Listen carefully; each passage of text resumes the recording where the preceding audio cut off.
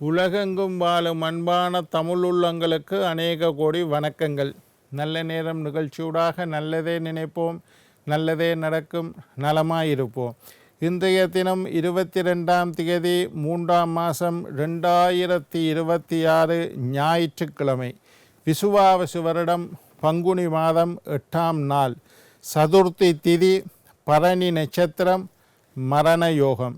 இன்றைய தினம் ராகு காலம் 4:30 மணி முதல் 6 மணி வரை. இன்றைய தினம் யமகண்டம் 12 மணி முதல் 1:30 மணி வரை. இன்றைய தினம் நல்ல நேரம் 9 மணி முதல் 10:30 மணி வரை.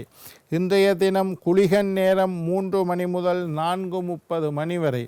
இன்றைய தினம் அத்தம் சித்திரை நட்சத்திரக்காரர்களுக்கு சந்திராஷ்டம தினம். அஸ்தம் சித்திரை நட்சத்திரக்காரர்களுக்கு சந்திராஷ்டம தினம்.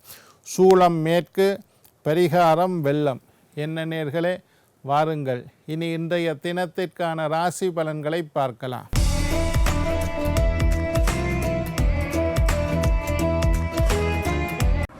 மேஷம் மகிழ்ச்சி, ரிஷபம் திறமை, மிதுனம் லாபம், கடகம் உதவி, சிம்மம் உயர்வு, கன்னி பிரீதி, துலாம் வரவு, விருச்சிகம் உழைப்பு, தனுசு அன்பு, மகரம் ஆக்கம், கும்பம் சுகம், மீனம் பொறுமை.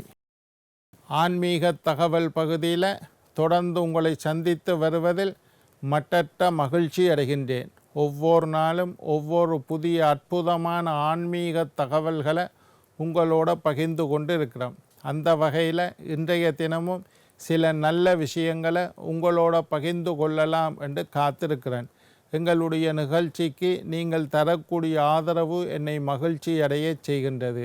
எங்களுடைய நிகழ்ச்சி சம்பந்தமாக ஏதாவது சந்தேகங்கள், கேள்விகள் இருப்பின் சக்தி டிவி நல்ல நேரம் நிகழ்ச்சி தயாரிப்பாளர் கீழ்கண்ட முகவரிக்கு கடிதம் மூலம் என்னை தொடர்பு கொண்டால் தொடர்ந்து வரக்கூடிய நிகழ்ச்சியில் தகுந்த கேள்விகளுக்குண்டான பதில்களை தொகுத்து தர காத்திருக்கின்றேன். இன்றைக்கு நோய் நீக்கும் கடவுள், அதை பற்றி பார்க்க போகிறோம். ஒவ்வொரு நோய்க்கும் ஒவ்வொரு தெய்வங்கள் பொறுப்பாக உள்ளனர். இது விஞ்ஞான ரீதியாகவும் சொல்லப்பட்டிருக்கின்றது, ஆன்மீகம் ரீதியாகவும் சொல்லப்பட்டிருக்கிறது.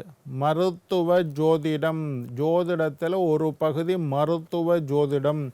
இது நிறைய விஞ்ஞான ஆராய்ச்சிகளோடு ஒத்துப்போகக்கூடிய ஒரு பகுதியாக உள்ளது.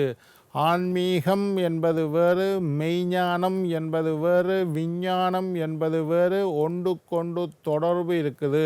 அஸ்ட்ராலஜி என்று நாங்கள் சொல்கிறோம், விஞ்ஞானிகள் அஸ்ட்ரானமி என்று சொல்வார்கள். எல்லோரும் கிரகத்தை ஏற்றுக்கொள்வார்கள். கிரகத்தினுடைய நிறம் ஆன்மீகத்தில் சொன்னதை விஞ்ஞானம் ஏற்றுக்கொண்டுள்ளது. சனீஸ்வரன் என்றால் ஒரு சாம்பல் கலர், கருப்பு நீல வர்ணம், அதை விஞ்ஞானமும் அதை சொல்லுது. செவ்வாய் சிகப்பு கலர் என்று ஆன்மீகம் சொல்லுது. செவ்வாய்க்கு உண்டான கல் சிகப்பு கல். கோயிலில் நவக்கிரகத்தில் செவ்வாய்க்கு சிகப்பு பட்டு சாத்துவோம். அதே மாதிரி விஞ்ஞானிகளும் இன்றைக்கு செவ்வாய் கிரகத்தை பார்த்து செந்நிறமாக உள்ளது செவ்வாய் கிரகம் என்று விஞ்ஞானம் சொல்லுது. அப்போ 5000 வருஷம் இந்த மாதிரி செவ்வாயை பார்க்க வசதியில்லாத காலத்திலேயே செவ்வாய் கிரகம் சிகப்பு நிறமுடையது என்று எங்களுடைய ஆன்மீகம் சொல்லியிருக்கு. மருத்துவ ஜோதிடம் என்ற பகுதியில் என்னென்ன நோய்க்கு எந்த தெய்வத்தை நீங்கள் வழிபட வேண்டும் என்று சொல்லப்பட்டு இருக்குது. அதை பற்றி தான் இன்றைக்கு நான் பேச போகிறேன். என்ன நோய்கள், இதை நீங்கள் எழுதி வச்சுக்கொள்ளுங்க. உங்களுக்கு இது சம்பந்தமான நோய்கள் இருந்தால், இந்த வகையான நோய்கள் இருந்தால், நான் சொல்லக்கூடிய இறைவனை வழிபட்டால் நோய் கட்டுக்குள் வரும், கட்டுப்பாட்டுக்குள் இருக்கும், நோய் தீர்ந்துவிடும், மாறிவிடும். தேவைப்பட்ட மருத்துவ ஆலோசனைகளையும் பெற்றுக்கொள்ளுங்கள். நோய் வந்துட்டுன்னா சாமியை மட்டும் கும்பிட்டு சரி வராது. என்னத்துக்கு சாமி கும்பிட்றோம்னா, நீங்கள் எடுக்கக்கூடிய மருந்து மாத்திரைகள் உங்களுக்கு நோய்களை தீர்க்க வேண்டும் என்பதற்காக இறைவனை வழிபாடு செய்யுங்கள். முதலாவது சொறி, சிரங்கு, தோல் நோய், அதற்குண்டான வழிபாடு. சொறி, சிரங்கு, தோல் நோய், ஸ்கின் டிசீஸ், தோலில் வரக்கூடிய சிரங்கு போன்ற நோய்களுக்கு காலையில் எழும்பி சூரியனை வழிபாடு செய்து வாருங்கள். உங்களுக்கு இந்த மாதிரி சொறி சிரங்கு தோல் நோய்கள் எல்லாம் நீங்கிவிடும். காலையில் எழும்பி சூரியனை கும்பிடுங்க. அம்மை நோய் வந்துட்டு இது எல்லாருக்கும் தெரியும். அம்மை நோய் எல்லாரையும் ஒரு முறை தட்டி பார்த்துட்டு வந்துடும். அம்மை நோய்க்கு தடுப்பூசி எல்லாம் இப்போ கண்டுபிடிச்சி போட்டுட்டாங்க. அதனால் அம்மை நோய் வரும், ஆனால் பெரிய அளவு பாதிக்காது. இந்த தடுப்பூசி போடுறதுக்கு முன்னாடியெல்லாம் அம்மை நோய் வந்தால் மரணத்தை சந்தித்தார்கள். வெள்ளைக்காரன் வந்து இங்கே வந்து அம்மை நோயை பார்த்து பயந்து ஓடினான். என்னென்னா மரணம் தான், அம்மை நோய் வந்தால் சாக வேண்டியதான். ஆனால் அதற்கு பிறகு தடுப்பூசிகள் கண்டுபிடிக்கிறதுக்கு அம்மை நோய் ஒரு மரணம் நோய் இல்லை, லேசாக வந்துட்டு அப்படியே போயிடும். தடுப்பூசி வேக்சின் போட்டிருக்கும். அம்மை நோய் வந்தால் முத்துமாரி அம்மனை வழிபடுவது எல்லாருக்கும் தெரிஞ்சது. இந்து மக்கள் எல்லாம் சைவ சமயத்தை சேர்ந்தவர்கள். அம்மை நோய் வந்தால் முத்துமாரி அம்மனுக்கு போய் மாரியம்மன் தாலாட்டு படிக்கிறது, மாரியம்மனுக்கு வேப்பமிலையால் அந்த நோய் வந்த ஆக்களை தடவுறது, பால் அபிஷேகம் செய்வது, நேர்த்தி வைக்கிறது. அம்மை நோய்க்கு முத்துமாரி அம்மன். பித்தம் சம்பந்தமான நோய்கள் எங்களுடைய மருத்துவம் பித்தம் கபம் என்று சொல்கிறது. பித்தம் சம்பந்தமான நோய்களுக்கு அதிபதி முருகன். பித்தம் சம்பந்தமான நோய்கள் உடம்புல பித்தப்பையன்னு ஒன்று இருக்குது. பித்த சுரப்பி, பித்தம் சுரக்கிறது என்று சொல்லுது. அந்த மாதிரி பித்தம் கூடினாலும் நோய், குறைஞ்சாலும் நோய். பித்தம் சம்பந்தமான நோய்க்கு முருகனை வழிபாடு செய்யுங்கள். முருகன் தான் அதற்குண்டான தெய்வம். வாயு சம்பந்தமான நோய்கள், கேஸ்ட்ரிக் என்று சொல்கிறோம். வயிற்றில் கேஸ்ட்ரிக் வந்தால் வயிறு வலிக்கும், நெஞ்சு வலிக்கும், ஒவ்வொரு உறுப்பு இழுத்து பிடிச்சி கொள்ளும். கேஸ்ட்ரிக் வாயு சம்பந்தமான கோளாறுகள் இருந்தால் ஆஞ்சநேயரை வழிபாடு செய்யுங்கள்.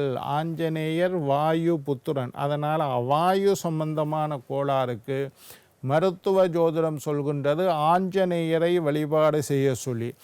எலும்பு சம்பந்தமான நோய்கள் இருந்தால் சிவபெருமான் முருகன், சிவபெருமானும் சரி முருகனும் சரி சிவபெருமான். எலும்பு சம்பந்தமான நோய்கள், யாராவது எலும்பு உடைச்சிட்டுதுண்டா எலும்பு ஒட்டணுமெண்டா சிவபெருமானை கும்பிடுங்க.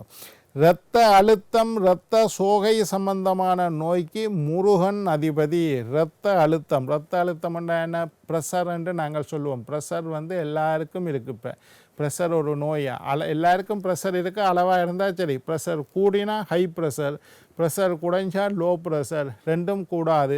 ப்ரெஷர் அளவோடு இருந்தால் நல்லது. சரி, உங்களுக்கு கூடிட்டதோ குறைஞ்சிட்டதோ முருகனை வழிபாடு செய்யுங்கள். இரத்த அழுத்தம் இரத்த சோகை சம்பந்தமான நோய்கள். நீர் சம்பந்தமான நோய்கள், நீரினால் வரக்கூடிய நோய்கள். நீர் சம்பந்தமான நோய்களுக்கு சந்திரனை வழிபாடு செய்யுங்கள். சந்திரனுக்கு அதிபதி அம்பாளை வழிபாடு செய்யலாம். நீர் சம்பந்தமான நோய்கள். ஜுரம், ஜன்னி, தலைவலி, இதுக்கெல்லாம் விநாயக பெருமானை வழிபாடு செய்யுங்கள். ஜுரம், ஜன்னி, தலைவலி போன்ற நோய்க்கு, ஒத்தை பக்கத்து தலைவலிக்கெல்லாம் பிள்ளையார வடிவாக கும்பிடுங்க. புற்றுநோய், நோய்களுக்குள்ளேயே கடுமையான நோய் புற்றுநோய். புற்றுநோய்க்கு இன்னும் தடுப்பு மருந்து கண்டுபிடிக்கவில்லை. புற்றுநோய் எதனால் வருகின்றது என்பது கண்டுபிடிக்கப்படவில்லை. புற்றுநோய் வந்தால் அதுக்குண்டான மருத்துவம் இன்னும் கண்டுபிடிக்கவில்லை. புற்றுநோய் பயங்கரமான நோய். அது வந்தால் என்ன செய்யணும்? சிவபெருமானை கும்பிடுங்கள். போன ஜென்மத்தில் செய்த பாவத்தின் பயனாகத்தான் இந்த புற்றுநோய் வரும். சிவபெருமானை கும்பிடுங்க. முடி நரைத்தல் உதிர்தல், தலைமுடி கொட்டுறது, முடி நரைச்சி போடுறது, இதுக்கெல்லாம் முருகனை கும்பிடுங்கள். கண் பார்வை சம்பந்தமான நோய்கள், நான் கண்ணாடி போட்டிருக்கேன், அது மாதிரி நீங்களும் கண்ணாடி போட்டிருந்தா, கண் பார்வை சம்பந்தமான குறைபாடுகள் இருந்தால், ஒரு 50 வயசு தாண்டினா எல்லாரும் கண்ணாடி போடத்தான் வேணும். அது மாதிரி இருந்தால், கண் பார்வை இளம் வயதிலேயே கண் பார்வை வந்துவிட்டால், கண் பார்வை சம்பந்தமான நோய்கள் வந்துவிட்டால் சூரியனை கும்பிடுங்கள். அதனால தான் ஒரு பழமொழி, கண் கட்டதுக்கு பிறகு சூரிய நமஸ்காரம் செஞ்சு பயனில்லை. கண் நல்லா இருக்கக்குள்ளேயே சூரியனை கும்பிடுங்கோ. சூரியன் தான் கண் பார்வைக்கு உண்டான தெய்வம். ஆஸ்மா வந்துட்டு, சளி வந்துட்டு, கசம் வந்துட்டு, சுவாச கோளாறுகள் வந்துட்டு, சைனஸ் வந்துட்டு, நிமோனியா பயங்கரமான ஆட்கொள்ளி நோய், நிமோனியா வந்தால் ஆபத்தான நோய். நிமோனியா வந்துட்டுது, சைனஸ் மூக்குல சளி அடைப்பு வந்துட்டு, ஆஸ்மா மூச்சு வாங்கிறது, சுவாச கோளாறுகள், இந்த மாதிரி சளி தொல்லைகள், இதுக்கெல்லாம் மகாவிஷ்ணு காக்கும் தெய்வம் மகாவிஷ்ணுவை கும்பிடுங்கள். காது மூக்கு தொண்டை, இஎன்டின்னு சொல்லுவோம், காது மூக்கு தொண்டை, இது சம்பந்தமான நோய்கள் வந்தால் முருகனை வழிபாடு செய்து வாருங்கள். காது மூக்கு தொண்டை முருகன் வழிபாடு. மார்பு வலி, மார்பு அடைப்பு, இந்த மாதிரி ஹார்ட் அட்டாக் வாடுறது, நெஞ்சு வலி வாடுறது, இவையிலெல்லாம் என்ன செய்யணும்? கருமாரி அம்மனை இல்லாட்டி துர்க்கை அம்பாளை வழிபாடு செய்து வாருங்கள். மார்பு சம்பந்தமான நோய்கள் வந்தால், ஹார்ட் அட்டாக் வந்துட்டுது, மார்பில் ஸ்ட்ரென்த்து வைக்க வேண்டி வந்துட்டு, மார்புக்கு போகிற இரத்த குழாய்கள் அடைப்பு வந்துட்டு, இவையிலெல்லாம் கருமாரி துர்க்கை அம்பாள். ஹார்ட் அட்டாக் ஒருக்கா வந்துட்டு, இன்னொருக்கா வந்தால் கூடாதுன்னு டாக்டர் சொல்லுவார். இன்னொரு தரம் 2 தரம் வந்துட்டு, 3ஆம் தரம் வந்தால் மரணம் தான் டாக்டர் சொல்லுவார். இந்த மாதிரி ஹார்ட் அட்டாக் இருக்கிறார்கள், bypass operation open heart surgery செய்தவர்கள், மார்பில் ஸ்ட்ரென்த் வச்சிருக்கக்கூடியவர்கள், அல்லது கொழுப்பு அடைச்சிருக்குன்ற வைத்தியம் மருந்து குடித்து கரைச்சி கொண்டு இருக்கக்கூடியவர்கள் எல்லாம் கருமாரியம்மன் துர்க்கை அம்பாள், இந்த 2 தெய்வங்களும் மார்பு சம்பந்தமான நோய் ஹார்ட் அட்டாக்கு நல்ல தெய்வங்கள். நீரிழிவு நோய் எல்லாருக்கும் இருக்குது. சுகர் வந்து எல்லாருக்கும் இருக்குது. சுகர் இருக்கிறாக்கள், கிட்னியில் பிரச்சனை இருக்கக்கூடியவர்கள், பழனி முருகன், முருகனிலையும் பழனி முருகன், திருச்செந்தூர் முருகன் வேறு, பழனி முருகன் வேறு, எல்லாம் முருகன் தான், ஆனால் தோற்றங்கள் வித்தியாசமாக இருக்குது. பழனி முருகனை ராஜ அலங்காரம் செய்து வைத்திருப்பார்கள். பழனி முருகனை வழிபடுங்கள். மூட்டு வலி உள்ளவர்கள் சக்கரத்தாழ்வாரை வழிபாடு செய்யுங்கள். என்ன நேர்களே, நாளை மற்றொரு நிகழ்ச்சியில் உங்களை சந்திக்கும் வரை உங்களிடம் விடைபெறுவது உங்கள் ஜோதிட சித்தர் டாக்டர் ராஜராஜ குருக்கள்.